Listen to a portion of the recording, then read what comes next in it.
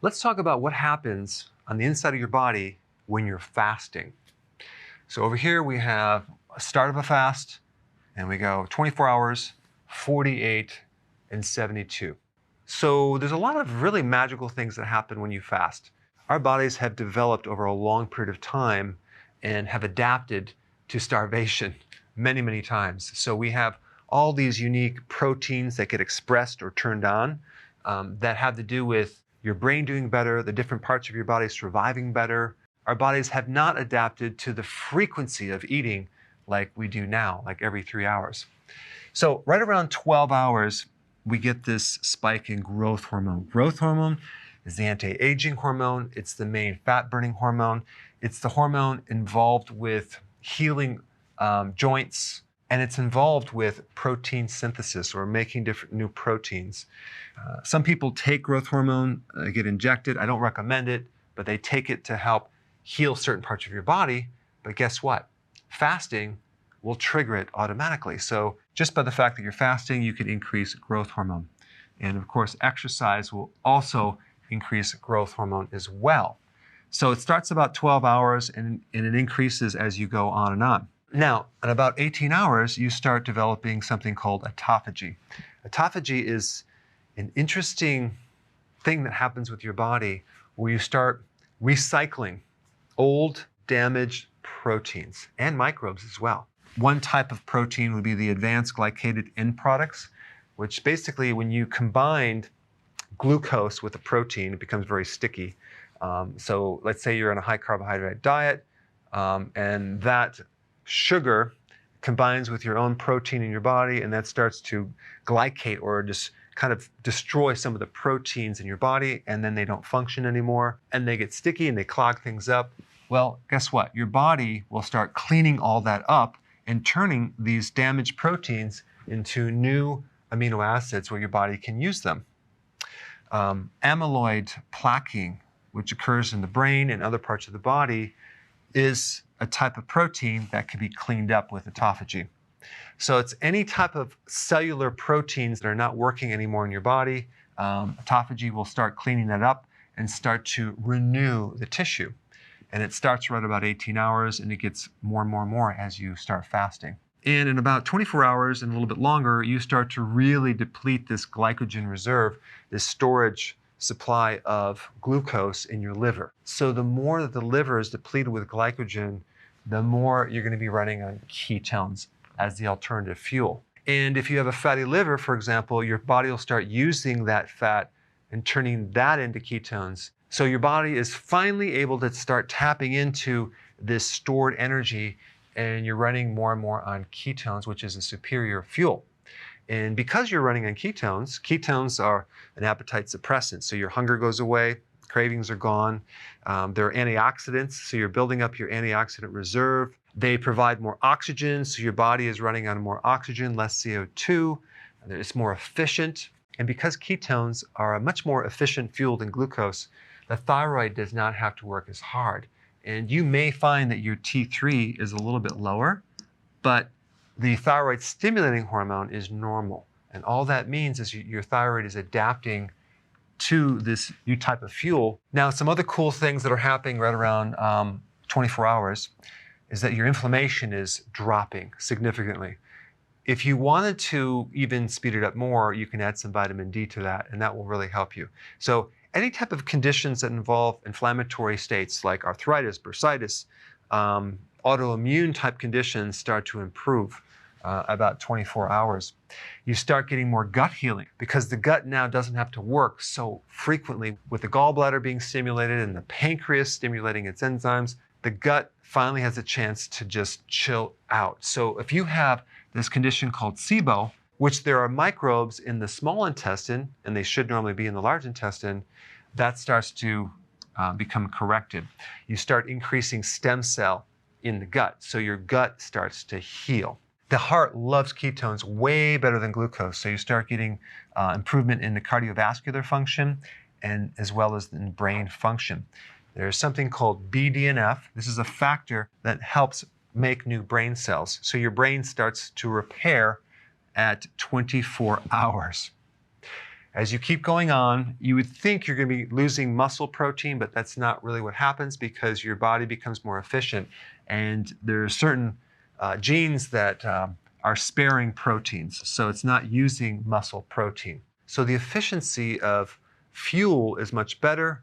Plus with autophagy, you're using the old damaged proteins and giving you new proteins. So the combination is really good. So the amount of nutrition that you really need to run the body is a lot less because the body just dials down and it can run on a less amount of nutrients. So that's a positive thing. Now, the other thing that happens during autophagy is that you're also cleaning out microbes and fungus and mold and yeast. And to kill off those microbes, your body develops certain oxidants, and you also have antioxidants on the flip side. So your body actually makes things like hydrogen peroxide to kill off microbes, but it also, on the flip side, makes its own antioxidants to actually protect the body against the oxidation. So we have this entire balance. It's only when we have lower amounts of antioxidants and higher amount of oxidants that we get this thing called oxidative stress, which things start breaking down. But when you're doing fasting, you're getting a nice balance of more antioxidants and your body's starting to heal. Now, when you get to 48 hours, you really start to stimulate the stem cells. These are undifferentiated cells. In other words, they're cells that don't have a purpose.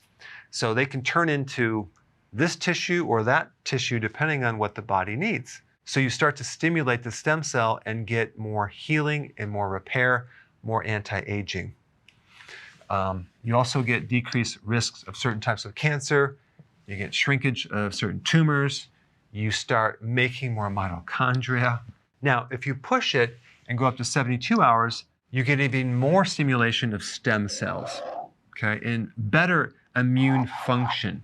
But when you actually get into 72 hours or greater, I recommend you do that as a periodic thing, simply because a lot of people going into this have nutritional deficiencies in there. If you jump in too fast, you can get a little bit dizzy, you can have some side effects, so you want to gradually do this over a period of time. But those are some general things that happen when you're fasting.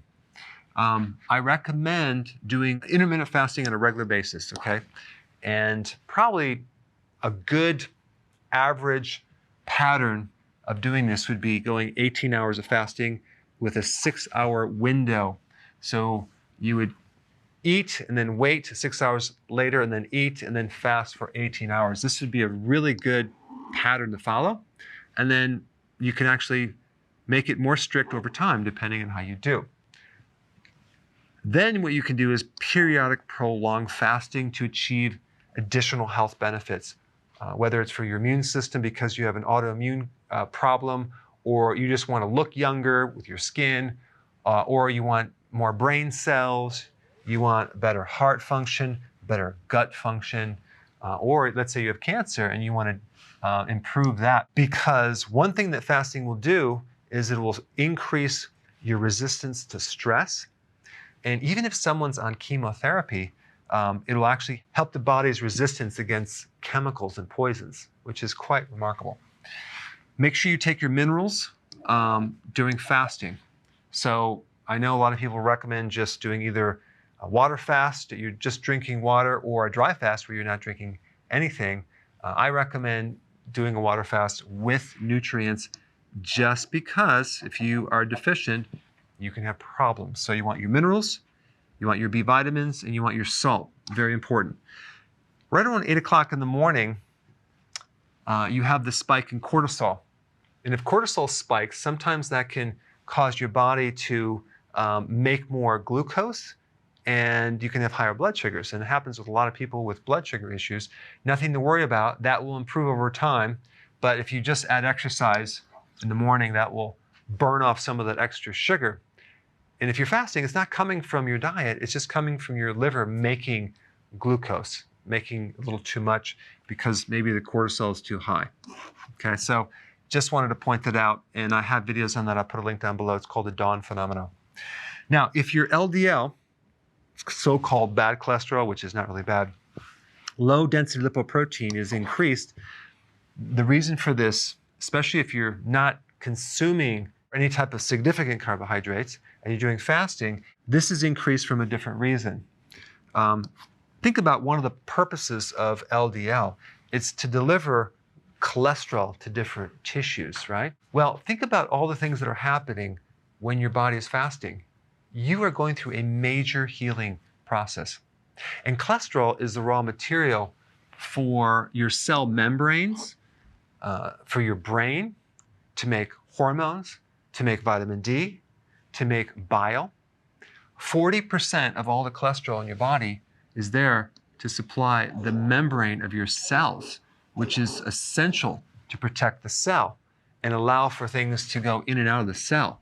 So maybe one of the reasons why your body might need the cholesterol to be transported through this carrier protein is healing the cellular membranes. Or it could be that it needs to have the raw material to make more hormones. I would not worry about that if you are concerned. There are various tests that you could do to determine what's happening to this cholesterol. Is it doing damage or not?